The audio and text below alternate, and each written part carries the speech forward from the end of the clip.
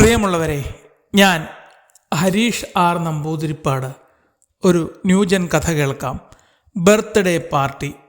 അച്ഛാ, ഇന്നെൻ്റെ ബർത്ത്ഡേ അല്ലേ, വൈകുന്നേരം ആഹാരം പുറത്തുനിന്ന് കഴിച്ചാലോ? മകൾ അച്ഛനോട് ചോദിച്ചു. അതിനെന്താ, നമ്മുടെ സ്ഥിരം ഹോട്ടലിൽ പോകാം. അയ്യേ, അച്ഛൻ്റെ തല്ലിപ്പൊളി ഹോട്ടലൊന്നും പറ്റില്ല. പിന്നെന്ത് വേണം, സ്റ്റാൻഡേർഡ് ഹോട്ടലുകളിൽ എവിടെയെങ്കിലും പോകണം. മകൾ നക്ഷത്രത്തിളക്കമുള്ള ഹോട്ടലുകളുടെ പേരുകൾ നിരത്തി. പോയത് തന്നെ. അമ്മ കളിയാക്കി ചിരിച്ചു.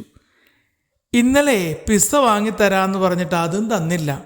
ഇളയവൻ പരാതി പറഞ്ഞു. വൈകുന്നേരം റെഡിയായിരുന്നോ, എവിടെ വേണമെങ്കിലും കൊണ്ടുപോകാം. അച്ഛൻ സമ്മതിച്ചപ്പോൾ അമ്മയ്ക്കും മക്കൾക്കും ആശ്ചര്യമായി. 6 മണിയായപ്പോൾ അച്ഛൻ വിളിച്ചു പറഞ്ഞു, നിങ്ങൾക്ക് 2 പേർക്ക് ഇഷ്ടമുള്ള പിസ്സ ഓർഡർ ചെയ്തിട്ടുണ്ട്, ഇപ്പോൾ വരും. ഫോൺ കട്ട് ചെയ്തു.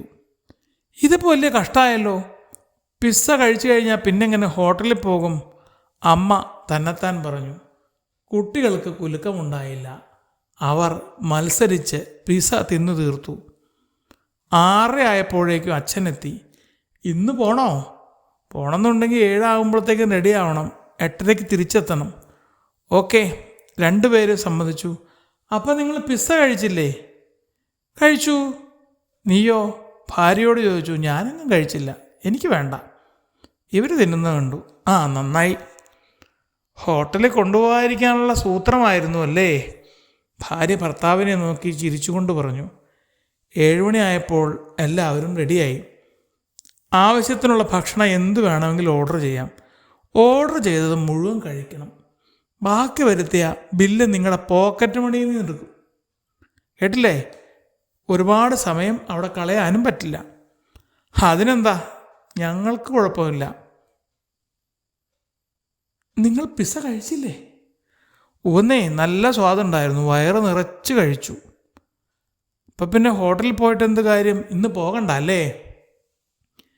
അതോർത്ത് അച്ഛൻ വിഷമിക്കണ്ട. പണ്ട് മുത്തശ്ശൻ പറയാറുണ്ട്, എത്ര വലിയ ആൾക്കൂട്ടത്തിനിടയിലൂടെ ആയാലും വലിയൊരാന വന്നാൽ അതിന് സുഖമായി നടന്നു പോകാനുള്ള വഴി താനേ ഉണ്ടാവും. അതുപോലെയാണ് ഞങ്ങളുടെ വയറ്. ശരി, ഞാൻ പറഞ്ഞത് സമ്മതമാണെങ്കിൽ പോവാം. അയാൾ ഭാര്യയോട് സ്വകാര്യം പറഞ്ഞു. വലിയ പിസ്സ അകത്താക്കിയെങ്കിൽ പിന്നെ അവിടെ പോയി എന്ത് കഴിക്കാനാണ്? വെറുതെ പോകാമെന്ന് മാത്രം. നമുക്ക് പിന്നെ അധികമൊന്നും വേണ്ടല്ലോ. ഇന്ന് പോയാൽ രക്ഷപ്പെടും. കണ്ടു തന്നെ അറിയണം, അമ്മ ചിരിച്ചുകൊണ്ട് പറഞ്ഞു.